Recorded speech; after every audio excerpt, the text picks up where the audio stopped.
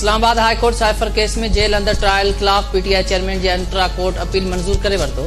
Jail अंदर trial बाबत 29 अगस्त वालो नोटिफिकेशन कालादम करार। जस्टिस मियां गुल हसन औरंगजेब ऐं जस्टिस समन रिफत महफूज़ कल फैसलो बुधाईंदे चयो त गैर मामूली हालतुनि में ट्रायल जेल अंदर थी सके तो। कानून मूजिब जेल ट्रायल ओपन या इन कैमरा थी सके तो। वफाकी काबीना जी मंजूरी माज़िया जे ट्रायल ते लागू न थींदी। अदालत पारां ऑफिशियल सीक्रेट एक्ट जज जी मुक़ररी बि दुरुस्त करार।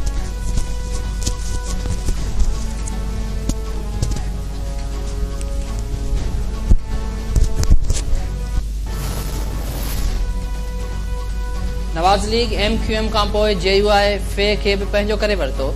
ईंदड़ चूंडूं गॾिजी वञण जो ऐलान। नून लीग क़ाइद नवाज़ शरीफ इस्लामाबाद में JUI सरबराह मौलाना फजल रहमान जी रहायशगाह ते पहुची साणस मुलाक़ात कई। मरियम नवाज़ ऐं शहबाज शरीफ भी मुलाक़ात में मौजूद हुआ। मुस्तक़बिल जी सियासी हिकमत अमली समेत मुख़्तलिफ़ मामलनि ते ख़्यालनि जी ॾे वठि। मौलाना फजल रहमान चयो आहे त मुस्तक़बिल में नून लीग सां गॾिजी हलण जो फ़ैसिलो कयो आहे। मफ़ाहमत ऐं सीट एडजस्टमेंट ज़रिए अॻिते वधंदासीं। पीपुल्स पार्टी खिलाफ को भी इंतहा पसंदानो रवैयो अख्तियार न कबो। मौलाना फजल रहमान मीडिया से ॻाल्हि ॿोल दौरान बिलावल भुट्टो के ॿार करार ॾींदे चयो आहे त बुज़ुर्ग ऐं ॿार जी सोच में फ़र्क़ु आहे ऐं उहो फ़र्क़ु बिलावल भुट्टो जे बयाननि मां ज़ाहिर थींदो आहे।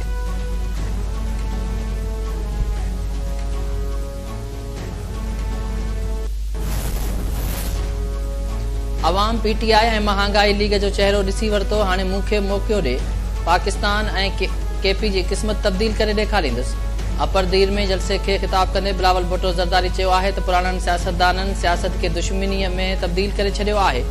लाहौर जा सियासतदान चई रहिया आहिनि त न पाण खेॾंदासीं न कंहिं ॿिए खे खेॾण ॾींदासीं। कुझु जमायतूं 18 तरमीम जो ख़ात्मो ऐं NFC एवार्ड में तब्दीली चाहिनि थियूं। इलेक्शन खटे मुलाज़िमनि जूं पघारूं ॿीड़ियूं कंदासीं।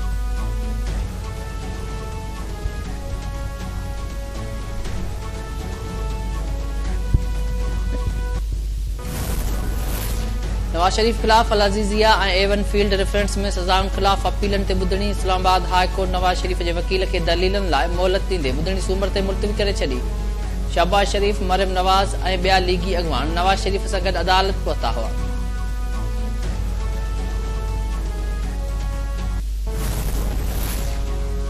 सुप्रीम कोर्ट में अॻूणे आमिर परवेज़ मुशर्रफ जी संगीन गद्दारी केस में सज़ा खिलाफ अपील ते ॿुधणी। अदालत वकील जी इस्तदा ते परवेज़ मुशर्रफ जी वारसनि खे पेश थियण या बयान हल्फी जमा करण लाइ 1 हफ़्तो मोहलत ॾेई छॾी। चीफ जस्टिस रिमार्क्स ॾींदे चयो त कंहिंखे अपीलनि में दिलचस्पी नाहे त अदालत ख़ारिज करे छॾींदी।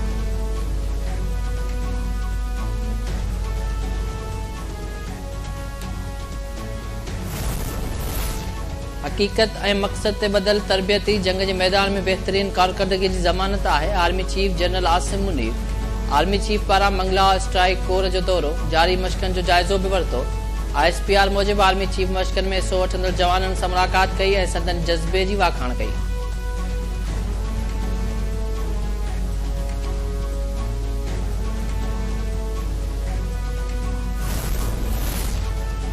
PAF अकेडमी अस्कर खान में पाकिस्तान एयरफोर्स की पासिंग आउट परेड। निगरान वज़ीर आज़म की शिरकत करे पासिंग आउट परेड जो मायनो कयो। निगरान वज़ीर आज़म अनवर काकड़ चयो आहे त क़ौम खे पाक फ़ौज ते फ़ख्रु आहे। उमेद त पास आउट कंदड़ जवान मुल्क जी दिफ़ा में भरपूर किरदार अदा कंदा।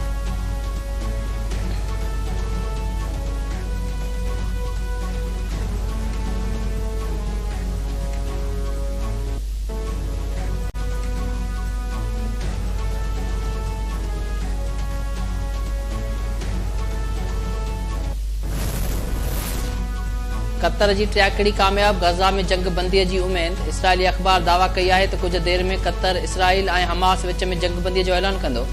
गज़ा ते इसराइली बमबारी दौरान शहीद फ़लस्तीनियुनि जो अंग वधी 13,300 थी वियो। शहीदनि में 5,600 ॿार ऐं 3,350 औरतूं शामिल।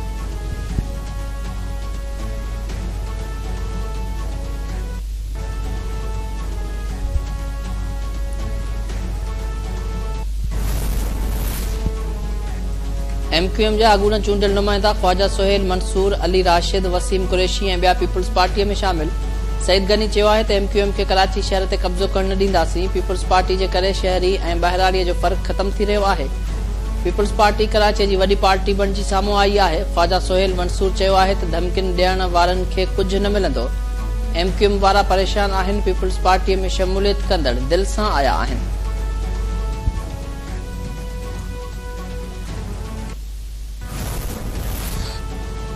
शहीद जान मोहम्मद महर जे कातिलनि जी गिरफ़्तारी लाइ पुलिस जो सखर जे कचे में ऑपरेशन। मुख्य कातिल शेरू महर जे पुट समेत 2 ॾोहारियुनि जे ज़ख़्मी थियण जा इतला।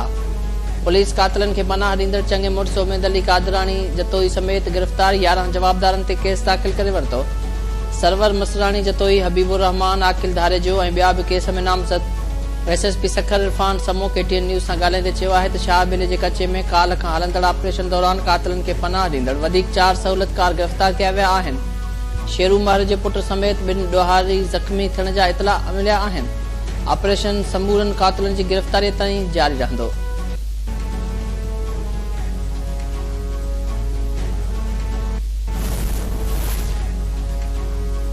कराची जे इलाइक़े औरंगी टाउन में हिक घर अंदर धाड़े में ॾखिण पुलिस जी मुलविस हुअण वारे मामले जी जांच जारी।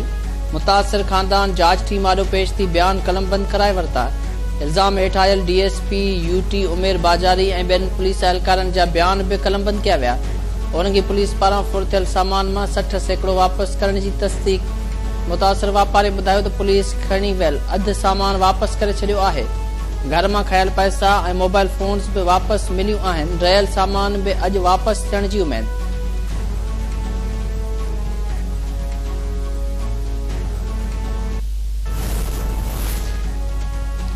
गंबट में 10 साल अॻु क़तल थियल सईदिया मेमन जे खून जो जरगो।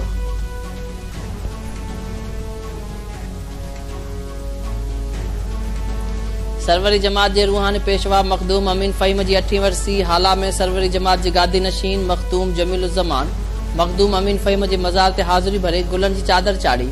मखदूम जमीलुज़्ज़मान चयो आहे त मखदूम अमीन फ़हीम इंतहाई शफ़ीक इंसान हो। संदसि मिशन खे जारी रखंदासीं।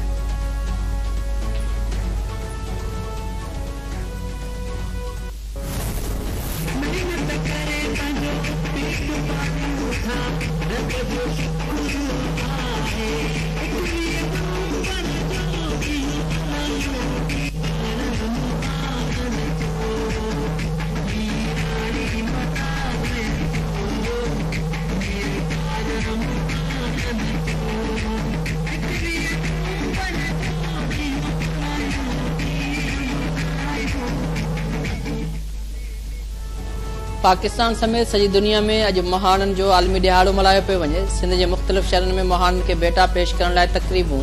महाननि पारां सिंधु दरिया में कोटड़ीअ खां हेठि पाणी छॾण ऐं डंडनि ढोरनि तां कब्ज़ा ख़तम करण जो मुतालबो।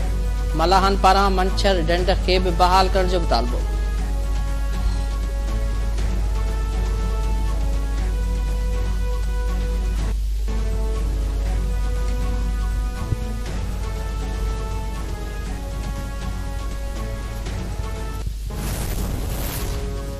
पीसीबी उमर गुल ऐं सईद अजमल खे क़ौमी क्रिकेट टीम जो बॉलिंग कोच मुक़ररु करे छॾियो। सईद अजमल स्पिन ऐं उमर गुल फास्ट बॉलिंग लाइ कोच हूंदो।